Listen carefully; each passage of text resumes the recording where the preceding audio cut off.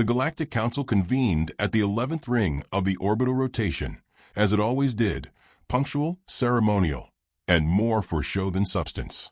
The chamber itself was a marvel, a floating dome of crystalline metal orbiting the trade star of Ilyari, shaped like a blooming flower of steel and light. Inside, silks draped from ceilings that shimmered with artificial starlight, and gravity hummed in polite calibration. Diplomats of 100 worlds took their places, creatures of scale, slime, silicon, and song. Some vibrated instead of speaking. Others wore translator collars that clicked and wheezed with effort. Every seat pulsed with rank. Near the back, a human sat quietly. She stirred a small porcelain cup with a metal spoon that looked comically fragile in her gloved fingers. No entourage, no fanfare, just a single datapad and a tightly folded uniform marked with the seal of Earth's Peace Directorate.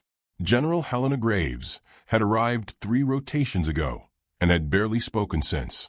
She brings her own tea, a blue-feathered diplomat from the Surya Alliance whispered to her neighbor, flicking a tongue in disdain. How quaint. Do humans still believe in rituals like that? Apparently, replied a diplomat from the Scan Hive, adjusting its translator node. Though from what I understand, the beverage is mildly toxic to at least 16 species. Typical Deathworlder, the first muttered. Helena's eyes didn't move, but she'd heard every word. Humans had excellent hearing, though no one ever asked. The high strategist of the ZYX Imperium, General Vorthal, entered last. He was a mountain of carapace and pride, glistening with command pheromones and flanked by guards in exosuits that throbbed with kinetic energy. As he moved toward the central speaking platform, several species bowed their heads or extended sensory tendrils in deference. Vorthal's own voice thundered through a subharmonicone, making the air tremble with rehearsed gravitas. Let the council commence. There is much to discuss, particularly concerning Earth. Helena looked up then, just slightly. We recognize the representative from Earth, said the speaker drone, floating like an eye above the council ring. Its voice was neutral, synthetic, the same one used to read death sentences and birthday announcements. I haven't spoken yet, Helena said, raising an eyebrow. You are recognized all the same. The aliens chuckled in their respective registers. Helena offered a small smile in return and sipped her tea. Vorthal took the floor. In the interest of stability, I hereby propose Resolution 998C, the restriction of military manufacturing by any Deathworlder-class species currently participating in the interstellar concord, particularly Earth. On what grounds? Helena asked, not looking up from her cup. Earth's growing fleet is a destabilizing force, Vorthal said. You have ships in orbit around 4 neutral systems. You've launched 7 exploratory missions into contested sectors. Your peacekeeping AI is monitoring traffic across 33 trade lanes. Your presence is disproportionate to your maturity as a species. Maturity, Helena repeated softly. Indeed, humanity is, how shall we phrase it, young, energetic, but ill-prepared for the nuance of interstellar politics. The insult hung in the air like spilled oil. Helena looked up then, her gaze flat. We've been called worse. More chuckles. The council enjoyed a clever jab, even if it was aimed at the Imperium. We are proposing a 10-year freeze on Earth's military construction and deployment, Vorthal continued, as a gesture of peace, of trust. Helena rose from her seat. She didn't raise her voice, didn't posture. She simply stood, setting the tea down with care. General Vorthal, she said, do you know how many times Earth has been invaded? The room blinked in confusion. Vorthal's mandibles clicked. Pardon. In the last 3,000 years, Helena clarified. How many invasions? Occupations? Colonizations? I fail to see the relevance. Humor me. Approximately 67, according to your own archives. Helena nodded. And how many of those succeeded? A silence followed. Helena continued.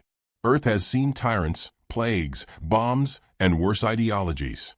We've burned ourselves down and climbed out of the ash so many times we started calling it progress. And through it all, we learned one thing. She stepped forward.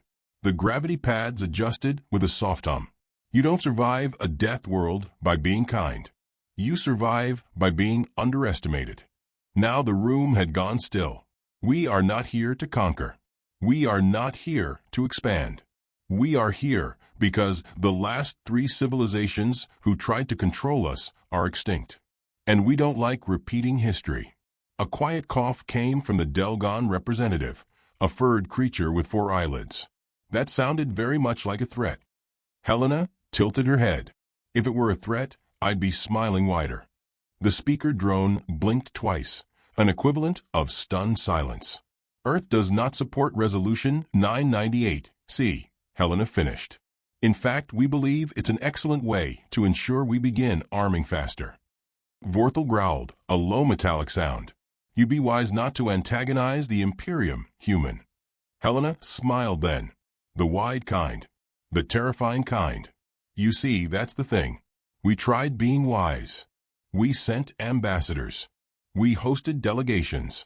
We built trade stations with free Wi-Fi. And every time we did, someone like you put a warship in orbit and called it diplomacy. She picked up her tea again. We're done pretending. There was a pause. Then Vorthal barked a sharp command in his native tongue. One of his aides produced a black cube, authorization for emergency vote proceedings. The speaker drone hovered lower in acknowledgement. The Imperium requests immediate voting rights on the resolution, the speaker declared. All present may cast a vote. Helena held up a hand. Before you do, she said calmly, I'd like to submit evidence. Vorthal laughed. Of what? Helena tapped her datapad. A small holographic sphere unfolded above the council chamber. It showed a star system, coordinates known as Althean 7. The screen zoomed into an asteroid belt where a ZYX fleet had been parked as part of a training exercise. Then it showed those ships being vaporized one by one. Those images are 12 hours old, Helena said. Your fleet moved without council approval. We neutralized it before you could launch. That's a lie, Vorthal snarled. No human ships were in that sector. Not ships, Helena said. Satellites. Smart debris. Salvaged stealth mines. You remember Earth's junk problem? We weaponized it. One of the smaller diplomats squealed in alarm. I assure you no non-combatants were harmed, Helena said, almost bored. We're efficient, if nothing else. You call that efficient? Vorthal roared. Helena tilted her head again. Yes. Chaos began to murmur around the room. Anxious whispers, flashes of bioluminescence, antennae twitching. I believe Earth's point is made, Helena said. We do not seek war. But if it finds us, we'll finish it before the first communique reaches your homeworld. The speaker drone faltered. Are you threatening the council? Helena looked it straight in the lens. No. I'm offering us all a choice.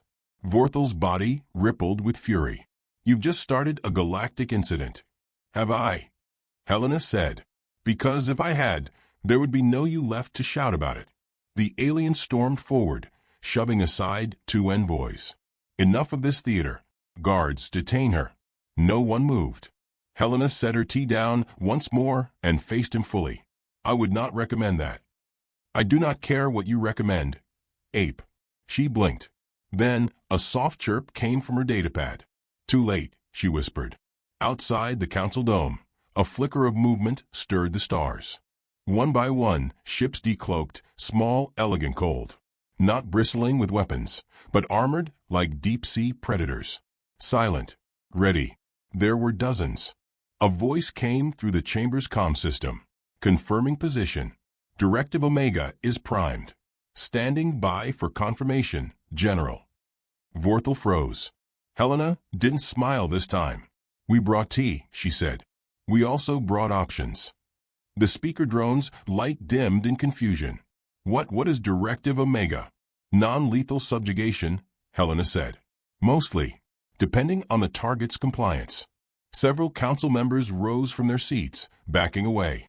You said you came in peace, one shouted. I did, Helena answered. And I still do. But peace, like war, requires leverage. We just stopped asking for permission to defend ourselves. Vorthal trembled, caught between disbelief and rage. "You will regret this," he growled.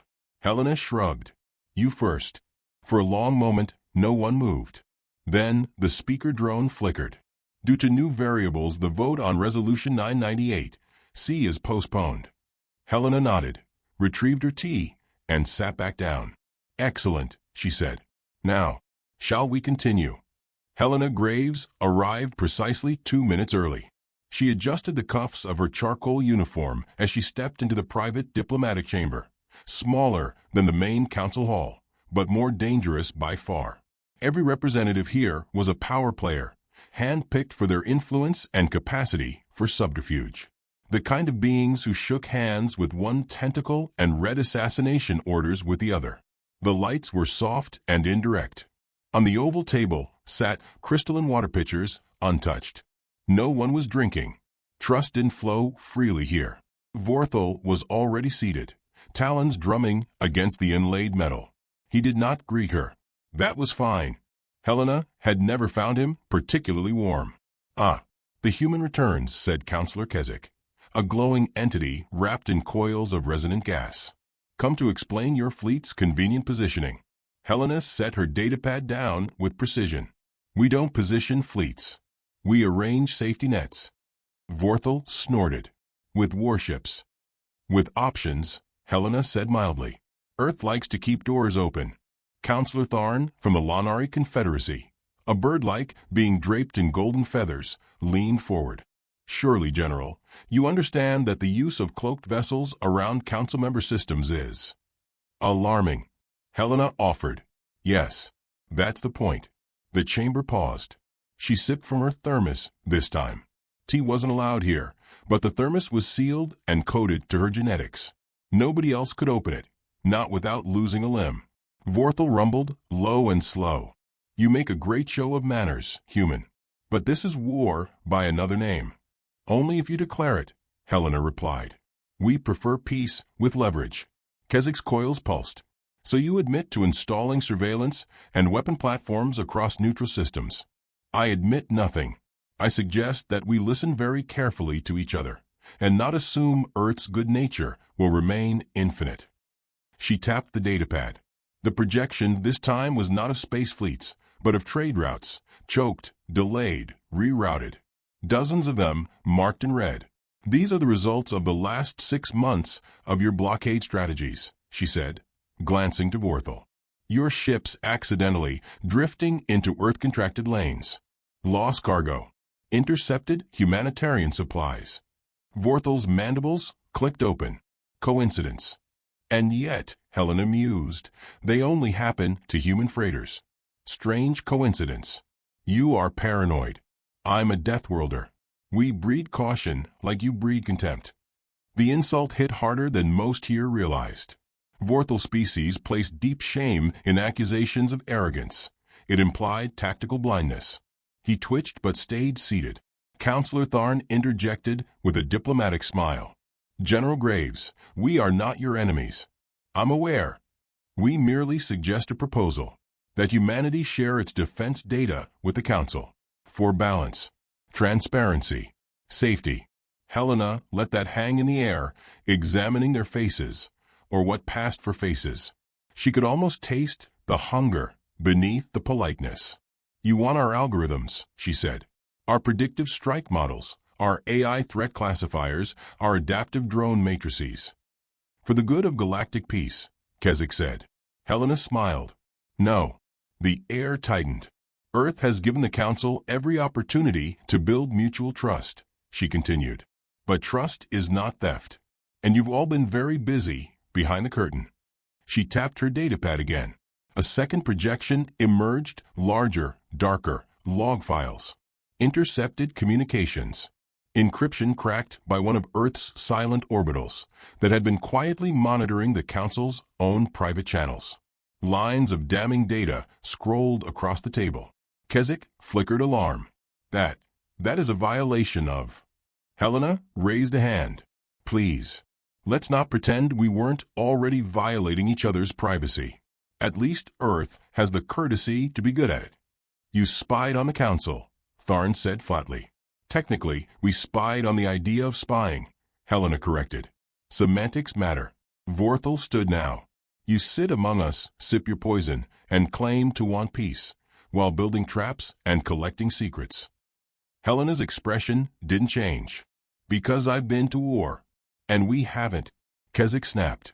Helena turned toward them, finally losing the softness in her voice. No.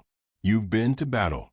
You've exchanged missiles, shouted in your war councils, sent your soldiers to die for symbols. That's not war. That's sport. Earth doesn't play war. We survive it. The silence was different now. Not offended, uneasy. You want our data? Helena asked. Fine. Here's some data. She tapped again. This time the projection showed the recent border engagement near Taukel. It replayed from a ZYX cruiser's own telemetry. Earth strike drones appearing from nowhere, disabling command channels, disabling life support, disabling weapons. All within 17 seconds. There were no kills. No civilian deaths. No overkill. Just silence. Helena narrated as it played. This was a warning strike. We used precision interference and AI suppression. No biologicals were harmed. We sent a single message, don't test our lines. Since then, your fleets have avoided Taukel. Vorthal said nothing. Helena looked up. We don't seek dominance. We don't need tribute. Earth is not here to rise, only to resist. If that disturbs you, perhaps you should examine your intentions. Keswick's light dimmed. You imply we are aggressors. I don't imply, Helena said. I document. Counselor Tharn gave a resigned trill. Then what do you propose, General Graves? The moment arrived. Helena straightened slightly. Her voice grew colder. Earth proposes the formation of the Sentinel Accord, an autonomous peacekeeping alliance, independent of species-controlled interests, composed of Deathworlder-trained specialists, backed by human technology. Keswick's coils thrashed. You mean human-controlled? I mean peace that works, Helena said. You've had centuries to manage yourselves. The results are, well, these. Tharn hesitated. You want Earth to police the galaxy. I want Earth to prevent disasters. We're very good at cleaning up after the kind of messes you make. This is madness, Vorthal growled. You are asking to install human outposts across every major sector, under the guise of peace. Yes, Helena said. And you'll agree. Because if you don't, more fleets will disappear. And this time, I won't just use stealth. Keswick flickered toward the ceiling. You wouldn't dare. I already did, Helena said. You just didn't know. Tharn's feathers fluffed uneasily. So we either accept human peacekeeping or risk war. Helena's tone grew quiet. No. You risk discovery. War would be loud. What comes next is quiet. Surgical. You won't even notice until you start asking where your moon bases went. A coldness slid through the chamber. Why are you doing this? Keswick asked, voice strained. You could have just joined the Concord like the rest. Helena looked at them, really looked, with that ancient weight of Earth kind of sorrow behind her eyes. Because I'm tired of seeing planets burn. And for a moment, she looked older. Not in age, but in wear. I'm not your enemy, she said. But if you make Earth your target again, I'll make your empires a lesson. No one spoke. A chime rang across the chamber. Council procedure demanded the next session begin in 5 minutes. The speaker drone's voice returned, sterile and rehearsed, reciting the next item on the agenda. Motion submitted. Discussion of regional energy equity and redistribution following famine events on Keltrani 6. Helena stood. We'll support humanitarian efforts on Keltrani, she said. But we recommend deploying Earth recovery bots. They're efficient, unsentimental, and don't require sleep. Vorthal didn't respond. His gaze had not moved since her proposal. She walked to the door. At its frame, she paused and turned slightly. Oh, and Counselor Vorthal? His head tilted. Tell your assassin to stop licking the inside of their mask. It's distracting. The quiet gasp behind Vorthal was loud enough. Helena stepped out, whistling softly. She didn't look back. The council chamber was sealed. Not metaphorically, literally. Reinforced doors closed with a hiss, vacuum-sealed, magnetic locks engaged. No transmissions. No leaks. No deniability. Inside, 27 of the most dangerous beings in the known galaxy sat in a silent arc of judgment. Most wielded armies. Some controlled economies. A few held reputations so fearsome that entire moons were renamed to avoid association. At the center of this crescent sat General Helena Graves. Alone, unarmed, and unbothered. The speaker drone hovered in place, stuttering slightly as it began the emergency hearing. This closed session is hereby called for the purpose of disciplinary consideration regarding humanity's actions in the Taukel sector and beyond. Helena leaned back in her chair, arms loosely crossed. Her expression hovered between boredom and detached curiosity. Vorthal was not seated. He stood behind his assigned chair like a statue carved from hostile intent. "Do you deny your actions?" he demanded. "I haven't heard a question yet," Helena replied. The speaker drone chirped again. Humanity's representative is asked to explain the use of stealth-based subversion, fleet neutralization, illegal surveillance, and unauthorized militarization within treaty zones. Helena raised one brow. "You mean actions taken in defense of human life?" Vorthal bared his teeth. "You've murdered 300 of my officers. I neutralized 300 combatants preparing to fire on a medical convoy. They were exercising routine maneuvers." Helena pulled up a hollow recording. The footage showed ZYX warships with primed weapon systems, targeting scanners locked onto freighters marked with the Earth Directorate insignia. The freighters did not fire. They didn't even change course. They simply survived. The warships exploded in a silent sequence, each precisely at the power core. "Their maneuvers were inefficient," she said. "Your tone is insufferable. My success rate isn't." The council stirred. Many weren't sure who they feared more, Vorthal, losing composure with every breath, or Helena, who hadn't raised her voice once since this all began. Counselor Tharn tapped his claw against the console. "General Graves, with all respect, your conduct appears premeditated. Tactical deployment, silent weapons, precision casualties. This was no reaction, it was orchestration." Helena met his gaze. "You're right." Murmurs rippled through the chamber. Keswick, who had been eerily quiet, finally spoke. "You admit to laying a trap?" "I admit to preparing a defense," Helena said. "Because I've studied the galaxy's history. And I noticed something missing." Keswick's glow pulsed. "Which is?" "Repercussions. You commit minor crimes under major flags. Invade behind excuses. Skirmish with deniability. Then wonder why Deathworlders carry knives under dinner plates." Tharn leaned forward. "So what's your plan?" "To scare us into compliance." Helena's voice sharpened, just slightly. "No. I plan to teach you that provoking Earth has a cost." "You're alone," Vorthal snarled. "You may have ships, but we have alliances." "You had alliances," Helena corrected, "until they started wondering what else I had in my datapad." She pressed a button. The lights dimmed. The chamber flooded with intercepted messages, financial logs, intercepted deals, bribes, smuggling, treaty breaches, all tied to various council members. Enough scandal to unravel decades of bureaucracy. "I call it the Ark of Protocol," she said. "A contingency." "You weaponized our own secrets," Keswick whispered. "I archived your patterns," Helena corrected, "and made sure your own people would find them if I didn't walk out of this room." Vorthal's voice dipped low. "That's blackmail. That's leverage." Keswick's coils began to tremble. "You're making enemies in every direction." "Good," Helena said. "It means they were never friends." "Why not simply demand what you want?" Tharn asked. "Because asking politely got us sanctioned." Vorthal's claws flexed. "This meeting is a waste of breath. I move for immediate arrest." Helena's eyes didn't move from the center of the room. "I wouldn't. You don't get to warn me, Deathworlder." "I'm not warning you." He moved anyway. 3 steps in, the floor hummed. A glow traced itself around Helena's seat, an invisible field activating. Every member flinched as their own consoles blinked red. Even the speaker drone powered down briefly before rebooting with emergency coding. Helena stayed seated. 3 weeks ago," she said quietly, I installed a failsafe in this chamber. Passive, silent, harmless.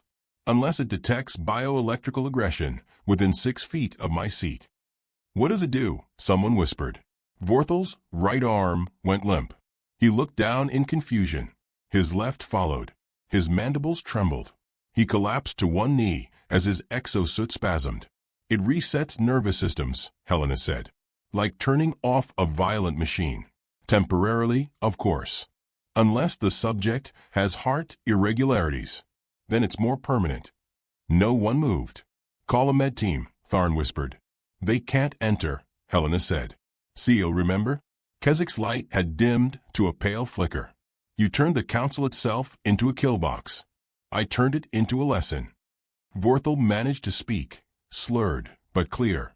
You will die for this. No, Helena said. You'll recover. Then you'll explain to your subordinates why you couldn't reach across a table without blacking out. Then you'll watch as half your admirals resign in fear. Then, maybe you'll understand why Earth drinks tea while waiting for war. The silence was absolute.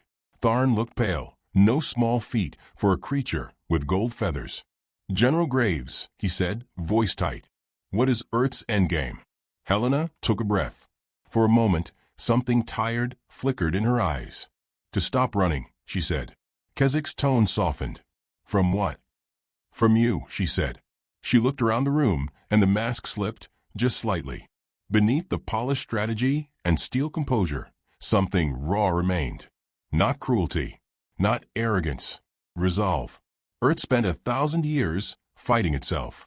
We clawed toward the stars through ash and ruin. We saw what the universe could be. We offered hands, not fists. And you laughed. She turned to Vorthal, still twitching on the floor. You called us feral. You sent probes to spy, then denied it. You tampered with our colonies. You stole children. She stood now. The lights followed her. We are not rising empires. We are scars with flags. And we are done asking for safety.Kezzik trembled. What do you want? Helena looked at them. 27 species frozen in quiet terror. I want you to understand that humanity's greatest strength isn't in our weapons, she said. It's in our memory. We don't forget what's done to us. And we don't let it happen twice. Her voice dropped 1 octave. Calm. Cold. Not ever again. A soft ping echoed from her datapad. She read it. Then looked up. I've just received confirmation, she said. Operation Violet Clock is concluded. Violet what? Tharn asked. Helena nodded once. Your backup fleets, she said. The ones you thought were in deep space, just outside treaty boundaries. They've been disarmed. Disbelief cracked across every face. I didn't destroy them, Helena added. I just made sure your weapons couldn't talk to each other. Or fire. Or remember where they are. Tharn gasped. That's not possible. It's Earth, she said. We specialize in making the impossible very inconvenient. Kezzik's voice was small. This is a coup. No, Helena said. This is a counterbalance. She approached the center console and pressed one last key. A single hologram rose. Earth's new initiative, now visible, the Sentinel Accord. Approved by silent votes from dozens of Outer Rim systems. Backed by newly independent sectors, tired of imperial overreach. She looked around once more. Now you have a choice, Helena said. Join the Accord. Be part of something better. Or keep testing us. And see what else we've already prepared. Tharn's feathers drooped. And if we join, then we rebuild. Together. But Earth leads this time. Not because we want power, but because we're the only ones who've proven we'll burn for peace. No one objected. Even Vorthal stayed silent. Helena turned and walked toward the door. As the seal unlatched, she paused. By the way, she said, not looking back, I left a gift in each of your embassies. Kezzik's light spasmed. What kind of gift? A mirror, Helena said. It helps to look at what you've become. Then she stepped into the light and vanished beyond the threshold. The Galactic Council broadcast chamber was full. Not just with bodies, but with attention. Entire star systems tuned in to the event, some curious, some furious, and some quietly afraid. Delegates filled their rows in ceremonial robes and war-stitched armor, translators humming, aides standing ready. The air was heavy with anticipation, like the breath before a thunderclap. After what Earth had done, after what Helena Graves had revealed, this wasn't just diplomacy anymore. It was reckoning. Helena entered without guards. She wore no armor, no symbols, only a plain black uniform with a Silver Earth Directorate pin over her heart. Her boots echoed on the marble floor with calm precision. She paused at the foot of the central dais, then looked up at the council as though reading them like an old book. Someone coughed. Another delegate shifted in his seat. A third simply stared. Silence clung like frost. She gave them a small, sincere smile. "Thank you for inviting me," she said. It was not gratitude. It was confirmation. The speaker drone floated forward, posture stiff. "The council recognizes General Helena Graves. A motion has been submitted to determine whether Earth's continued participation in the interstellar concord is acceptable under its existing charter." Helena nodded, but said nothing. Councillor Tharn of the Lanari Confederacy stood. His feathers had dulled since the last meeting. His voice trembled slightly, not with fear, but with the realization that nothing was ever going back to how it had been. "General Graves, is it true that Earth's fleets now operate independently of Concord oversight in 37 sectors?" "Yes." "Is it true your Sentinel Accord was passed without Council consent?" "Yes." "Are you aware that such an act is considered unilateral military expansion?" "I am." Tharn hesitated. "Then, do you deny the charge of destabilization?" Helena stepped forward. "I embrace it." Shock rippled across the chamber. The speaker drone buzzed.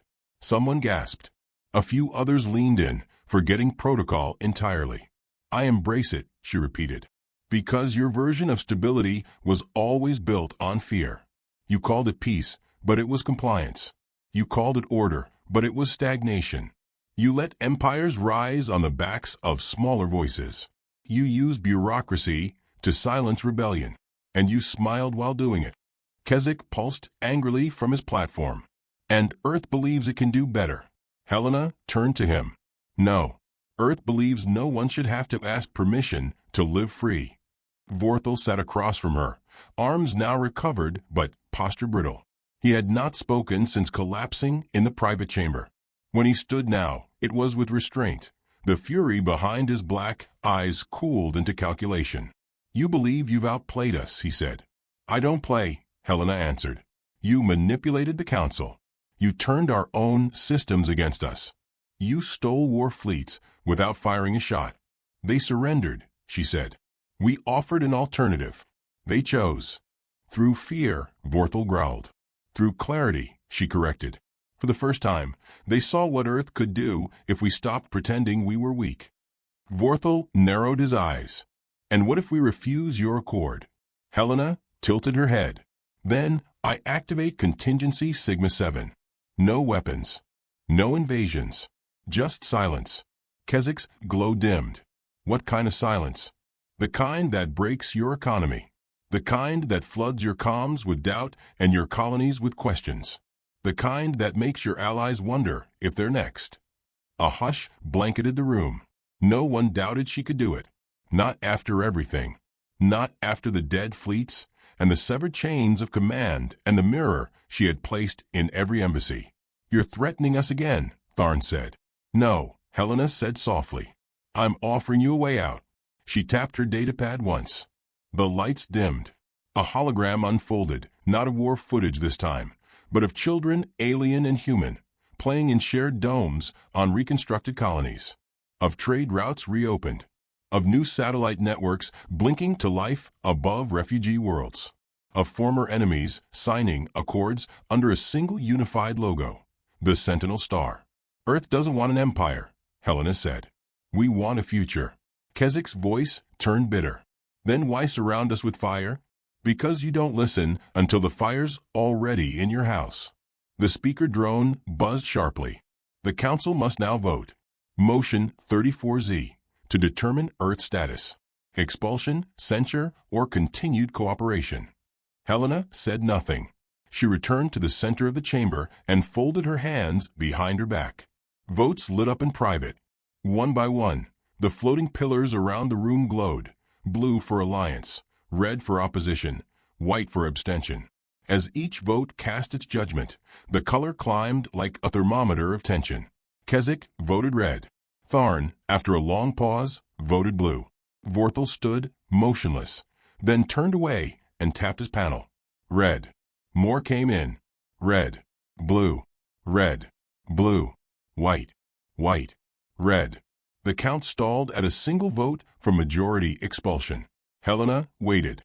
Then, from the far end of the chamber, a small voice spoke. It belonged to a being no one had considered important. A delegate from the Serari, peaceful, soft-skinned. Their planets often caught in the shadows of greater powers. She stood barely 5 feet tall, dressed in worn cloth, her eyes large and quiet. "We vote blue," she said. Every head turned. The vote tipped. The chamber lights shifted to blue. Majority consensus. Continued cooperation. The motion failed. Helena closed her eyes once. Just once. A breath held for 1,000 years. Exhaled. Vorthal slammed a fist into the railing. "This isn't over."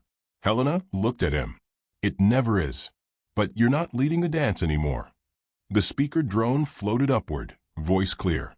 "The Council acknowledges Earth as a continuing member and recognizes the Sentinel Accord as a permitted autonomous entity. Earth retains all current military holdings and peacekeeping installations under immediate audit." "Audit away," Helena said. "We're proud of the books." Keswick coiled tighter. "And what of your threats, General? Will you disarm them?" She gave him a tired smile. "I was the threat." The chamber was dismissed. Delegates scattered into private whispers and hidden transmissions. The galaxy was shifting beneath their feet, and they knew it. Helena walked alone through the corridor that led to the surface lifts. The long hallway pulsed with soft lights and the distant hum of the station's core. She tapped her comlink once. Status. Murphy, her AI assistant, replied.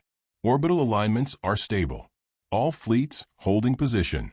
Operation Mirage is green. Civilian trust in the Accord is rising.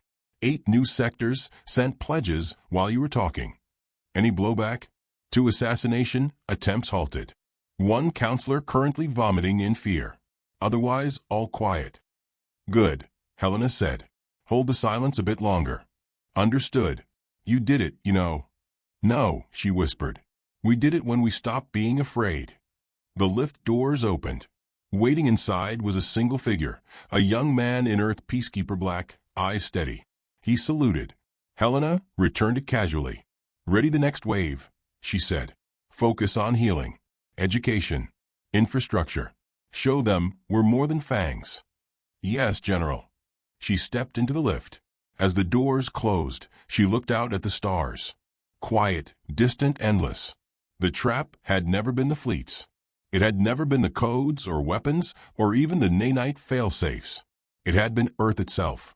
They had let the galaxy forget what humanity really was. Then reminded them at the exact right moment. Not monsters. Not invaders. Just survivors.